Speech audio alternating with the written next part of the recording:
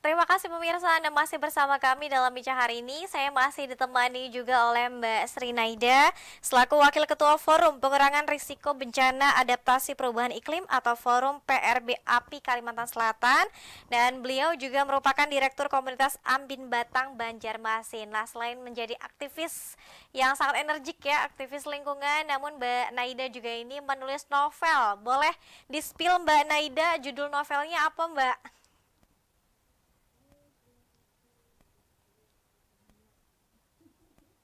Ya, oke deh, baik. Begini, uh, saya berkecimpung di dunia aktivis itu Mhm. hampir sejak saya kuliah ya di Fakultas Biologi Universitas Gadjah Mada tahun Mhm. 90. Selama 20 tahun, kita tuh kan keras ya advokasi gitu. Wah, pokoknya selamatkan lingkungan, Mhm. bahkan ikut advokasi melaporkan para pihak yang menurut kita apa namanya eh,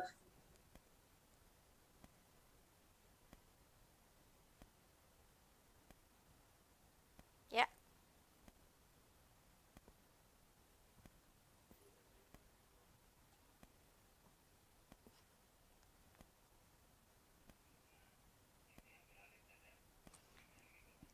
ya. Baik. Kita mencoba kembali terhubung dengan Mbak Naida. Ini ada sedikit gangguan jaringan sepertinya pemirsa. Ya. Kita masih membahas juga soal suhu bumi meningkat ya tadi ya, tentang potensi perubahan musim yang mengancam. Kita rehat dulu, nanti kita akan lanjutkan kembali sambil kita mencoba menghubungi kembali Mbak Sri Naida SSI MPA. Tetap bersama kami dalam bincang hari ini.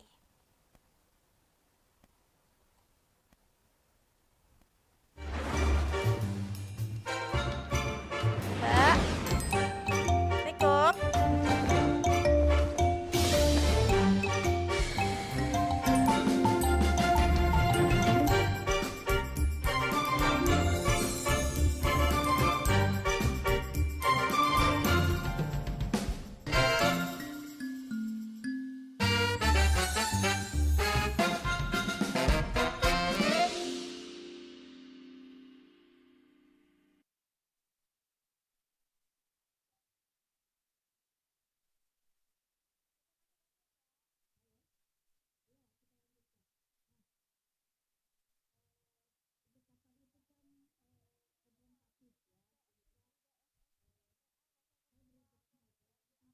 Selatan. Sekaligus juga ini penulis novel ya, seorang novelis yang mau bersama kita di pagi hari ini masih bahas soal suhu bumi meningkat, potensi perubahan musim mengancam. Mbak Naida, kalau teman-teman dan juga pemirsa Sultan TV ingin baca novel Mbak Naida, bisa diakses di mana atau mungkin masih diperjualbelikan, Mbak?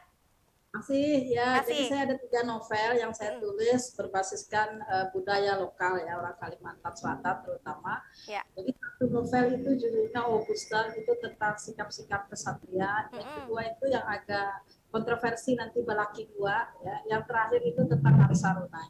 Semua saya menggali apa saja filosofi-filosofi di dalam masyarakat gitu ya yang berkeinginan untuk menjaga bahuma. Bahuma itu bertani ya, Mm-mm. pertanian, kemudian bakabun, berkebun itu segala sesuatu yang terkait dengan menanam gitu dan prosesnya, dan terakhir itu menjaga alam.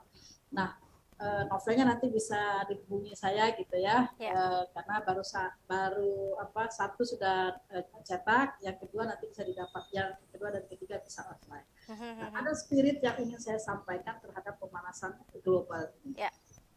Pemanasan global ini seperti dalam teori chaos tidak bisa kita hindari lagi.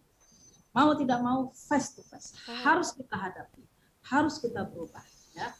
Jadi kalau dulu apa namanya, mungkin kita tidak memakai pakaian tertutup ya, tapi sekarang kita sudah mulai pakaian tertutup karena apa? Menghindari radiasi, menghindari apa namanya meningkatnya suhu panas. Tetapi selain itu sejujurnya kita juga sedang menjaga dehidrasi. Maaf, ini rumahnya di pinggir jalan. Ya. Karena ketika dehidrasi terlalu tinggi, maka kita akan kehausan eksotik gitu ya, kan kita gampang sakit. Nah, pengaruh pemanasan global ini mau tidak mau juga berpengaruh terhadap kesehatan. Ya. Di dalam masyarakat kita ada pepatah kisah bahwa ketika air tadi saya mengkonfigurasikan dengan air, ketika air sumur kita sudah mengalami suhu yang sangat tinggi, biasanya itu menandakan airnya turun, ya. Lalu kita akan kekurangan air bersih. Nah, fenomena yang sangat menakutkan dari pemanasan global adalah ketersediaan air. Nah, apalagi kalau tutupan pohon-pohon vegetasi di sekitar kita itu berkurang, otomatis akar-akar pepohonan yang biasanya menyimpan air, dia akan mengurangi air di dalam sumur-sumur kita, masuk sungai-sungai kita. Nah, kalau airnya susah dicari, otomatis pemerintah harus memikirkan teknologi. Kalau teknologinya buatan kita mungkin lebih murah, tapi kalau nanti impor, otomatis APBD kita meningkat. Lagi-lagi di sini siklus chaosnya terjadi. Pemerintah semakin mahal mengeluarkan dana-dana untuk teknologi, padahal itu seharusnya sudah ada di alam kita. Karena masyarakat kita tidak diedukasi dengan baik cara memelihara air tawar yang baik untuk kesehatan. Orang lebih cenderung hanya ya udah kalau ada PDAM mending bayar aja deh gitu. Padahal itu kan sebetulnya siklusnya terjadi, masyarakat mengeluarkan biaya air lebih banyak, listrik lebih banyak gitu ya. Otomatis pendapatan keluarga juga berdampak. Lalu akhirnya terlalu gitu loh. Secara budaya, aduh kenapa ya hidup kita tambah susah, biaya mahal. Karena semua energi itu bukan energi alami, ya. Tapi energi yang harus dibeli. Otomatis energi yang harus dibeli menguras juga isi dompet kita. Akhirnya terjadi kemarahan-kemarahan. Energi panas harusnya positif, lalu menjadikan orang kecewa, orang marah, orang stres, gampang sakit dan seterusnya. Sekarang juga saya ada cerita ya. Tahun 2006 saya ada di Pakistan. Kebetulan saya sakit jatuh diare. Akhirnya setelah 24 jam nggak tahan lagi, saya ke dokter. Ke dokter itu periksa lama sekali gitu. Terus saya pulang-pulang, saya pikir saya dikasih obat. Dokter itu lulusan universitas terkemuka. Dia bilang, Ibu ini saya kasih resep ya, 2 saja. Apa itu? Yogurt, plain yogurt, dia bilang, yogurt tawar, dan pisang, banana, yang hijau, bukan yang kuning. Saya kaget pulang dari dokter, bawanya cuma itu. Jadi saya ke minimarket ataupun belilah pisang dan belilah yogurt. Itu 2 hari 2 malam nggak boleh makan apapun, cuma makan itu. Saya mau sembuh, saya mau melihat reaksi. Ternyata benar, sampai hanya minum yogurt dan pisang, nggak ada satu obat pun. Kemarin saya bertanya dengan teman saya yang mengantar, kenapa sih kok hanya memakan ini? Dia bilang, kalau beli obat kan mahal, pabriknya kan belum tentu ada di Pakistan, kami harus impor. Itu kan ngabis-ngabisin duit negara. Mending bisa ya, yogurt itu kan karena mereka penghasil sapi, bisa dibuat gitu ya. Memang di Indonesia tidak terlalu familiar ya dengan yogurt, tapi sudah banyak lah di warung-warung ataupun di minimarket. Nah, yang jadi masalah, apakah orang kita Indonesia kembali ke situ? Beberapa penyakit yang harusnya tidak complicated gitu ya, harus operasi, harus antibiotik tinggi, apa segala macam. Kenapa kita tidak kembali ke alam? Ya karena alamnya udah rusak. Kalau di Kalimantan itu kalau sakit diare, biasanya kita minum bahasa orang Jawa sepang ya, merah itu, akar merah. Tapi di sini sudah jarang. Dulu waktu saya kecil, batang bajakah itu yang sekarang ketop, itu kalau di pohon di atas ditebang blok gitu, saya minum aja.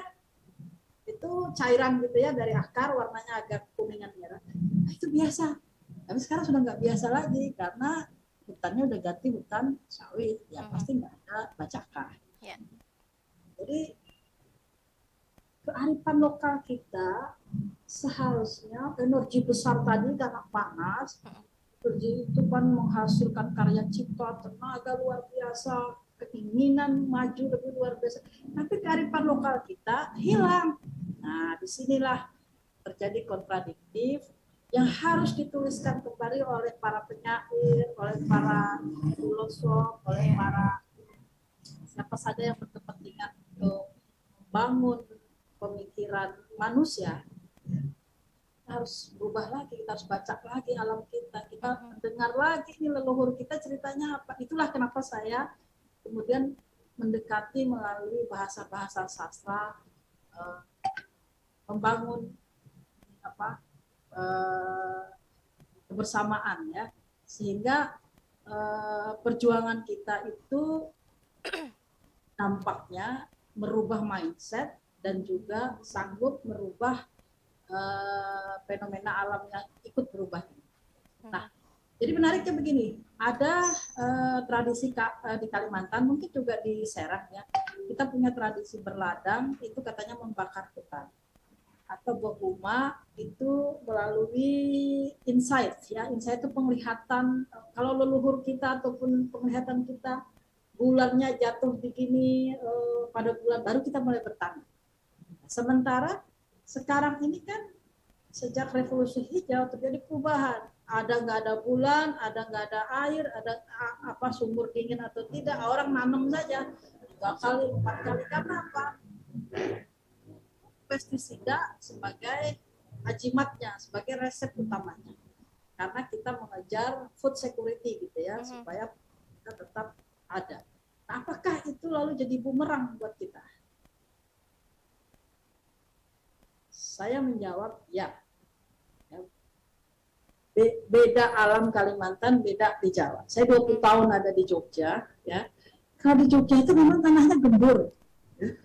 Topsoilnya itu lebih dari 70 cm. Kalau di Kalimantan kan setengah meter aja udah habis.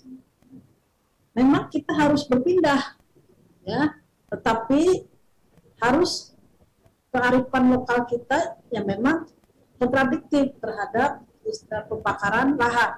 Ya.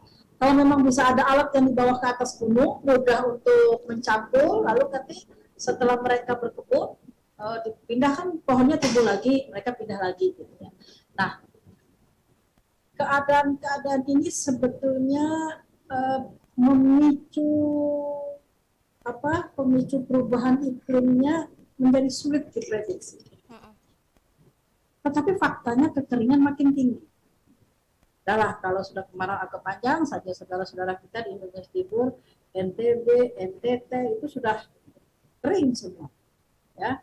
Air juga sulit didapat. Sekarang di Kalimantan juga begitu. Ya. Kemudian naiknya permukaan air laut. Ya. Air pasang dan musim hujan jadi tidak menentu. Sehingga mengakibatkan frekuensi dan intensitas banjir. Nah, saya cerita nih di rumah saya yang di Banjarmasin ini jadi posko tempat banjir. Ya. Karena kebetulan rumah saya buat tiang 180 cm. Bawah itu hanya lahan kosong gitu ya, bisa dibuat parkir. Nah, ketika banjir tahun kemarin 2021 itu kan kota Banjarmasin tenggelam gitu, 1 sampai 1,5 meter. Nah, rata-rata satu RT saya naiknya ke rumah saya karena di lantai 1 itu baru kita bisa tidak ada banjir gitu ya, karena di bawah banjir. Nah, kalau Jakarta dulu sempat dipertanyakan tentang biopori ya. Biopori itu semacam sumur yang kedalaman 5 sampai 10 meter gitu ya. Katanya untuk untuk menampung air gitu ya. Nah, kalau kami posisinya ada di bawah permukaan laut, ya nggak mungkin biopori kan? Airnya masuk gitu kan. Yeah. Nah, akhirnya agak unik juga treatment dari pemerintah kota, mereka menyedot gitu ya air, mengembalikan ke sungai-sungai. Sebetulnya yang paling kita kritik dari kemampuan mengelola kota adalah dari 1.100 anak sungai di Kalimantan Selatan, itu tahun 1970 masih tercatat 1.000, seratusan ya anak sungai. Ketika saya sudah mulai kuliah tahun 90 itu tercatat 823. Saya ingat sekali itu karena saya disuruh nulis oleh dosen sebelum skripsi gitu ya, ada seminar apalah. Tolong dong tulis soal sungai-sungai di Kalimantan karena saya di biologi kan. Saya tulis tadi ada 800. Saya datangin satu persatu. Dari 823 itu 600-an lebih gitu ya, sudah mati, sudah jadi selokan. Jadi sekarang yang masih aktif hanya sekitar 100. Berarti kalau tahun 1970-an 1100-an, sekarang sisanya hanya 100 lebih, sudah 90% atau ya anggaplah masih baik angkanya 80% mati. Jadi hari ini kami kebanjiran, itulah salah satu dampak paling besar. Dan Kompas juga menyebutkan, saya masih di Kompas, suatu hari nanti beberapa wilayah akan tenggelam. Nah, ketika saya menulis novel Nang Sarunai itu adalah kerajaan ataupun keluarga adat tertua di Kalimantan Selatan. Itu adanya di Kalimantan Selatan. Itu ketika kita masuk di muara Sungai Barito, itu seperti Teluk. Jadi belum ada kota Banjarmasin. Tenggelam. Nah, prediksi Kompas 2050 sekitar kalau tidak salah 18 kota akan tenggelam, termasuk Jakarta, Banten, Banjarmasin, Lampung, beberapa pulau di NTB, NTT, Maluku juga. Apakah ini dampak dari pemanasan global? Pasti terjadi. Kalau kita kembalikan ke kisah-kisah di dalam kitab ya, terutama misalnya Al-Quran, itu kan sudah ada 5 kali terjadi kehancuran alam ini. Ada peristiwa Nabi Nuh, gitu ya, ada peristiwa perang, ada peristiwa di Cina itu longsor dan seterusnya. Nah, kita ini katanya mengalami peristiwa ke-6. Mengalami peristiwa ke-6 di mana pulau-pulau akan tenggelam sebab terjadi peningkatan suhu dan juga permukaan. Nah, kita ini kan manusia nih, gak boleh dong sedih, gak boleh dong marah, gak boleh dong putus asa, gak boleh dong hanya menyalahkan pemerintah. Kita harus bicara apakah langkah strategis kita. Ya, baik. Mbak Naida, kita masih ada satu segmen terakhir, Mbak. Nanti kita juga akan coba melihat beberapa pertanyaan, Mbak, yang sudah bergabung di kanal YouTube Sultan TV. Nanti kita akan bacakan satu persatu dan dijawab oleh Mbak Naida. Tetap bersama kami, pemirsa, dalam Bincang Hari ini.